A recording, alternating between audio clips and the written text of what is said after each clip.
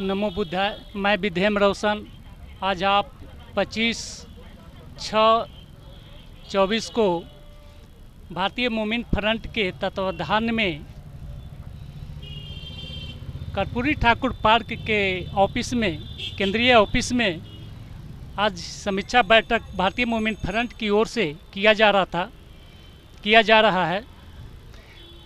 उन्हीं सब बातों को लेकर समीक्षा बैठक की जा रही है, जिसमें जहाँ से लोग चुनाव लड़े थे उनकी क्या स्थिति हुई, उनकी क्या पोजीशन रहा, लोगों के बीच में क्या क्या समस्या आई, ये सब सारी बातों से अवगत होते हुए आज हम जानना चाहेंगे और लोगों को, देशवासियों को हम बताना चाहते हैं कि एक गरीब पार्टी, इंसानियत की पार्टी के साथ लोगों के बीच में कौन कौन सी समस्या आती है।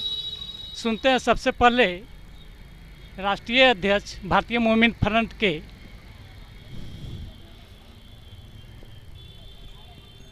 जी, मैं डॉक्टर महबूब आलम अंसारी, राष्ट्रीय अध्यक्ष भारतीय मोमिन फ्रंट, पटना लोकसभा के प्रत्याशी रह चुके हैं। चुनाव लोकसभा का लड़ना अभी के वर्तमान समय में बहुत टफ चीज़ है, बहुत कठिन चीज़ है। फिर भी हम लोगों ने हिम्मत किया और पटना लोकसभा से चुनाव लड़े और पटना वासियों को मैंने बधाई भी दिया है कि 1638 वोट जो है वो पटना के ईमानदार, अच्छे सच्चे लोगों का वोट मिला है। और जो लोग दूसरे को दिए हैं वो बेईमान लोगों को दिए हैं। मामला उन लोगों के साथ है। मुझे पटना के ईमानदार लोगों ने वोट दिया है, उनके लिए हमेशा मैं समर्पित हूँ, रहूँगा और पटना के गरीब, गुरबा, असहाय, मजलूम लोगों का सेवा करता रहूँगा। मेरा यही काम। सर, आप अपना परिचय देते हुए बताइए। जी, मेरा नाम मोहम्मद अब्दुल्ला है और आज की इस बैठक में हम भी शामिल थे। भारतीय मोमिन फ्रंट की ये समीक्षा बैठक थी। इस बैठक में हम लोग जानने की ये कोशिश कर रहे थे कि हमसे कहाँ कमी रही है। हमारे वोट का परसेंटेज बाकी से तो बेहतर रहा, मतलब पिछले इलेक्शन से, लेकिन ये हमारे लिए नाकाफ़ी था। तो अपनी कमियां को जानने के लिए जमा हुए थे कि हमसे कहाँ से कमी रही, और उस पर हम लोगों ने बहुत अच्छे तरीके से समीक्षा किया है। और आज ही की बैठक में हम लोगों ने ये भी फैसला किया है कि आने वाले विधानसभा में इंशाअल्लाह हम लोग बड़ी मजबूती के साथ मैदान में होंगे। और उसके लिए अभी से हम लोगों ने कैंडिडेट का भी डिक्लेयर करना शुरू कर दिया है। कैंडिडेट की भी जो है काउंसलिंग और इंटरव्यू वो सब चल रहा है। आने वाले टाइम में इंशाअल्लाह हम उम्मीद करते हैं कि विधानसभा में हमारा एक मजबूत रोल रहेगा। Thank you. हमने इबेर वोट से सब पार्टियां से ज़्यादा वोट मेरा आया है। फिर भी इबेर मैं मैदान में खड़ा करूँगे। मेरा नाम है। आज भारतीय मोमिन फ्रंट के 25/6/2024 के ऑफिस कार्यालय में हर मंथ मीटिंग चलती है, जिसमें हम लोग आज मीटिंग पर बैठे हुए हैं। मैं किरण कुमारी हूँ और महिला मोर्चा के अध्यक्ष हूँ। आज के हम लोग मुद्दा यही रखे थे कि हम लोग को इलेक्शन में जो घूमे फिरे सुनने के लिए आम जनता से कुछ मिला और कुछ हम अपना सुनाएं। उस पर जो हम लोग वोट लाए हैं, इसके लिए भारतीय मोमिन फ्रंट ने आज भी सभी पार्टियों से सभी पार्टियों पर भारी है। मैं उम्मीद करती हूँ कि अबरी लोकसभा में विधानसभा का चुनाव में ज़रूर से ज़रूर सीट आएगा।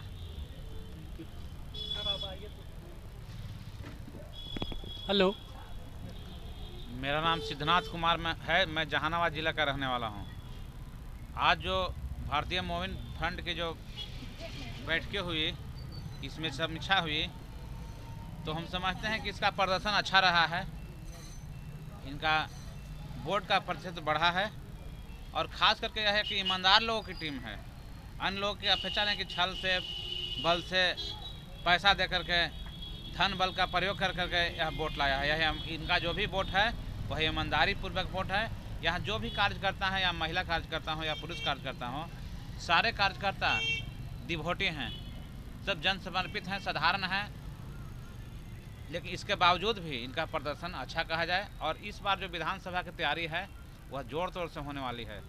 अबरी जो हमारे कार्यकर्ता हैं वह प्रत्येक लोग के बीच, गरीब गुरबों, दबे कुचले सभी के बीच में, गाँव घर घर कस्में कस्में पहुँचेंगे और उनका जो दुख दर्द है उसमें शामिल होने का काम करेंगे। आज बहुत से कार्यकर्ता ऐसे हैं जिनका आज पेंशन नहीं मिल रहा है, राशन नहीं मिल रहा है, लेकिन राशन के योग्य हैं। आज जो वर्तमान सरकार है उनके पास कोई ऐसा व्यवस्था नहीं है जो उनकी सुधि ले सके, लेकिन हम मोमिन फ्रंट के द्वारा या तिरसा मोर्चा के द्वारा हम लोग व्यवस्था करेंगे कि हमारे कार्यकर्ता घर घर जाकर के, हमने भी सिद्धनाथ कुमार भी एक सहायता केंद्र बनाए हैं, उसमें अपना नंबर दिए हैं कि किन्हीं को अगर कोई आवश्यकता हो तो हमसे बात करके वह पूरे तरह से मदद ले सकती है। हम मदद करने के लिए 24 घंटा तैयार हैं। इन्हीं सब बात के साथ मैं अपनी वाणी विराम देता हूँ। Thank you. सर आप क्या बोले, पूछिए आप। आप कहाँ से हैं, किस पद पर हैं, इस पद पर रहते हुए क्या सपोर्ट किए? पटना से हैं, भारतीय मोमिन फ्रंट के राष्ट्रीय कार्यालय सचिव हैं और कार्यालय से संबंधित जो भी काम होता है हम करते हैं। सरकार के यहाँ जो भी समस्या है उसको उठाते रहते हैं। इस पार्टी का आगे चल करके क्या अस्तित्व रहेगा, आपकी इसमें योगदान क्या होगा? देखिए, पार्टी 1996 में बनी है और ये पार्टी गरीबों की पार्टी है, असहाय कमज़ोरों की पार्टी है। और क्योंकि आप मकसद मीडिया से हैं तो आपको पहले बधाई देंगे क्योंकि ये बड़ा टॉपिक आपने पूछा है। तो क्योंकि बिहार में सभी दल जो है दलदल में है, यही दल जो है सबके साथ में है। और सबके साथ का मतलब ये है कि आप देख रहे हैं कि ज़मीन पर बैठ के संवाद करना और आप जैसे ईमानदार मीडिया इस पार्टी में आ जाना, यही पार्टी का उज्जवल भविष्य है। थैंक यू सर जी। आप अपना परिचय देते हुए अपनी योग्यता सिद्ध कीजिए। मैं नसीम अहमद कमाल, भारतीय मोमिन फ्रंट का मैं राष्ट्रीय सचिव हूँ। पार्टी 1996 से बिहार और भारतीय जनमानस को अपनी सेवाएं देती आई हैं। अभी जो गुजरा हुआ ज़माना हम लोगों का रहा लोकसभा चुनाव का, तो उसमें हमारी पार्टी ने हिस्सा लिया, जहां पर लोग दो खेमों में बटे थे, सिर्फ इंडिया और एनडीए। वैसी परिस्थिति में भी हमारी पार्टी ने बहुत ही अच्छा प्रदर्शन किया और ये जो वोट है बहुत ही ईमानदार लोगों की, ईमानदार पार्टी के लिए ये वोट है। ये सबसे बड़ी बात है। जहां पर सिर्फ बटे थे दो खेमे में, जैसा कि मैंने बताया, और सिर्फ पैसों का खेल था, पैसे से कुछ पार्टियां वोट लाने की कोशिश कर रही थीं और लाई हैं। और भारतीय मोमिन फ्रंट पैसों से नहीं बल्कि पैसा लोगों से चंदा लेकर के और वोट भी लेकर के इस स्थान पर खड़ी हुई है।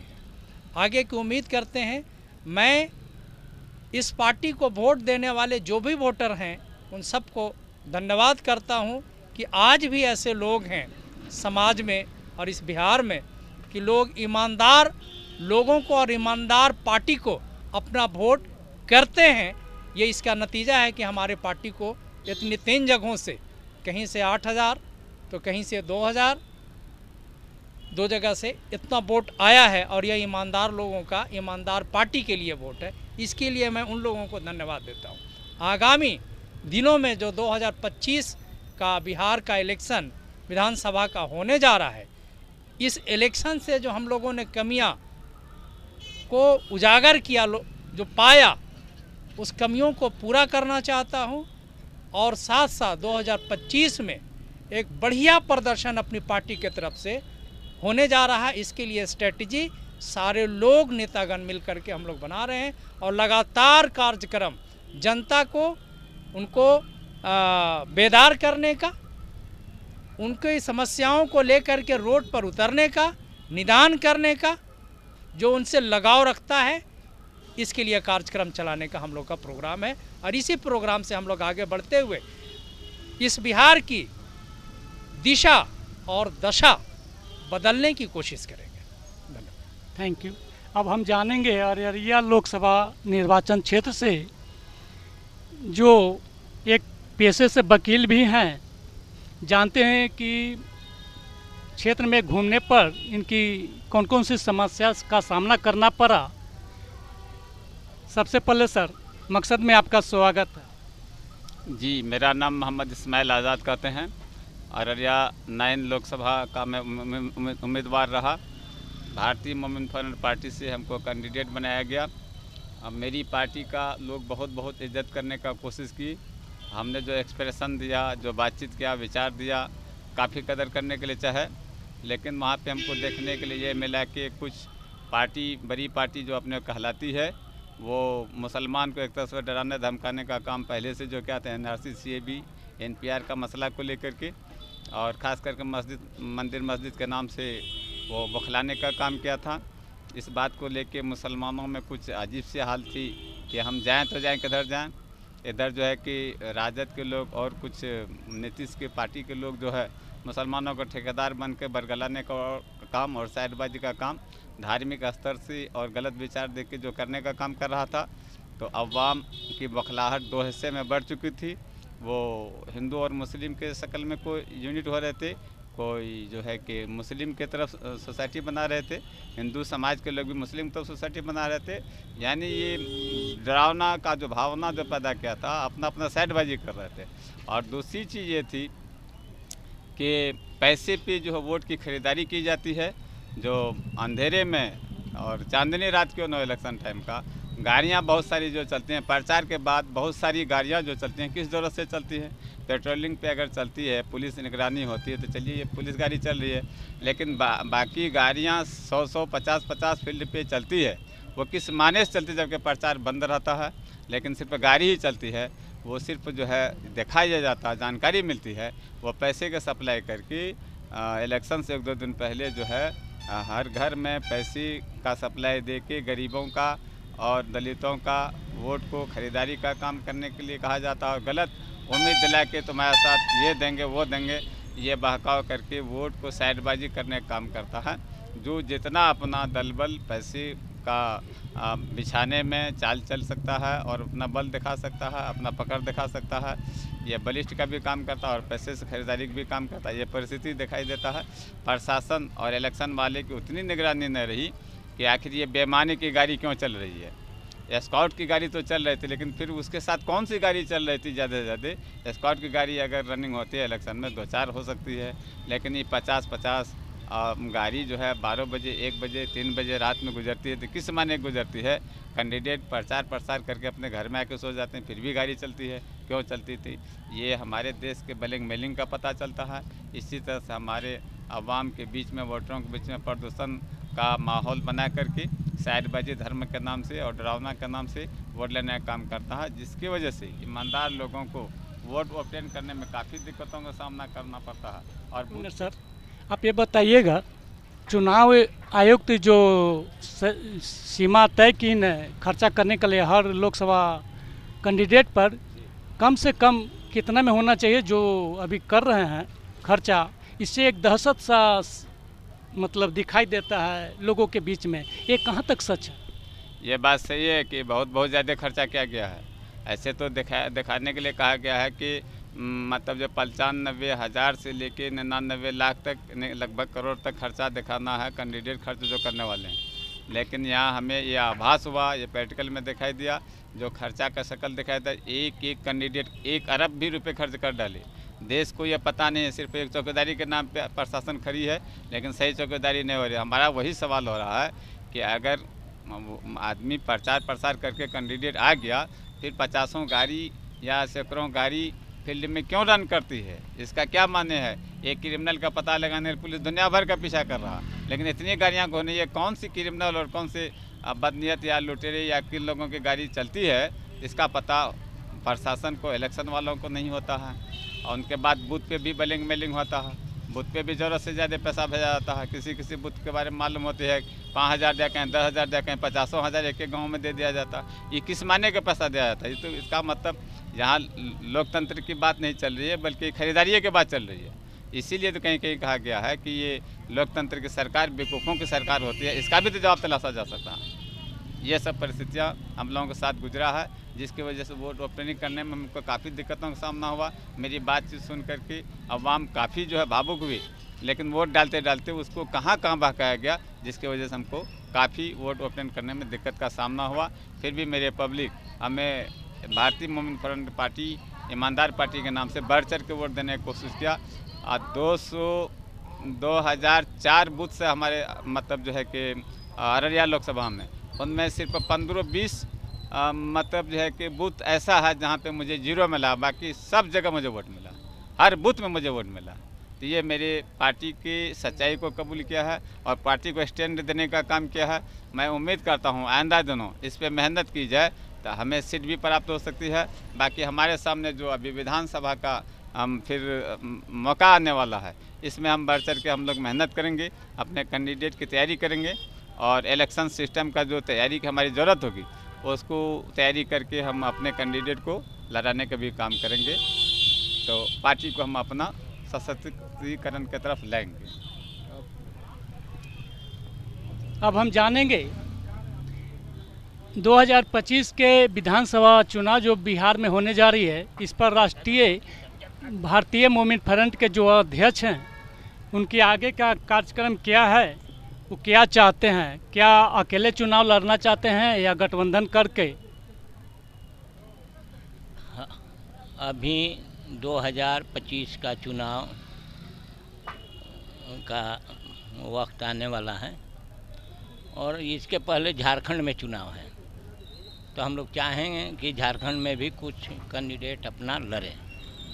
बिहार विधानसभा में जो स्थिति है वो भाजपा और अदर भाजपा वही मामला बना रहेगा। इसमें हम चाहेंगे कि हम सब साथी मिल करके 243 जो सीट है उसको पूरा करें और बिहार में एक ईमानदार, अच्छे और सच्चे लोगों की सरकार बने।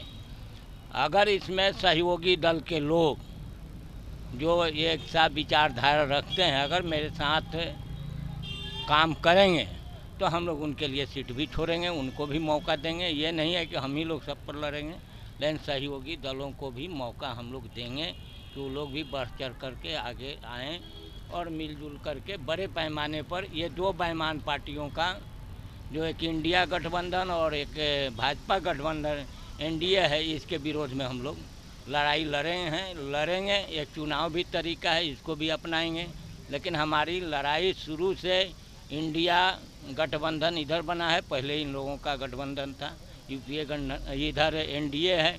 ये दोनों बेईमानों के हाथ में है, अपराधियों के हाथ में है, लुटेरों के हाथ में है, गरीब गुरबा शोषित पीड़ित समाज के हित में नहीं है। इसलिए मेरा शुरू से प्रयास रहा है कि एक अच्छा, ईमानदार, सच्चे लोगों की जमात बने, जो पॉलिटिकल जमात हो और चुनाव जीत करके जाएं, देश को बचाएं, बिहार को बचाएं और बिहार को बचाने के लिए हम लोग पूरी प्रयास करेंगे कि इन दोनों को हटाएं। बिहार में एक नया पार्टी विस्तार कर रही है, अवामी समता पार्टी, क्या उसके साथ आपका समझौता हो सकता है? बात होने के बाद देखेंगे हम लोग, बात किया जाएगा। जी जी। अभी आप सुन रहे थे, देख रहे थे भारतीय मोमिन फ्रंट के कार्यालय से समीक्षा बैठक में निकली हुई बात को। निकल कर के सामने बात ये आया कि भारत की जो भी दो राजनीतिक पार्टियां हैं,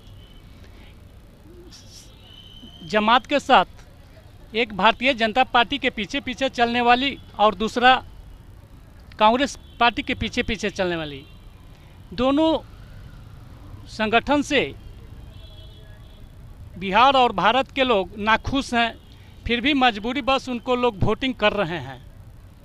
ये चाहते हैं कि तीसरी पार्टी, एक तीसरी जमात बने, एक तीसरी संगठन बने, जिससे कि गरीब गुरबा जनता को सही हक दिलाने में सम्मान दिलाने में कारगर सिद्ध हो।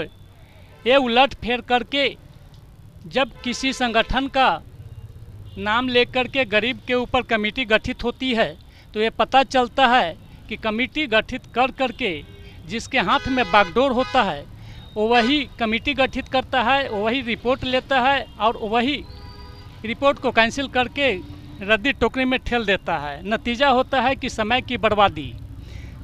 जब किसी भी देश की जनता की समय की बर्बादी होती है तो उसका विकास नहीं विनाश की ओर जाता है। आप देख रहे थे मकसद, बने रहिए आप अपने मकसद के साथ। धन्यवाद।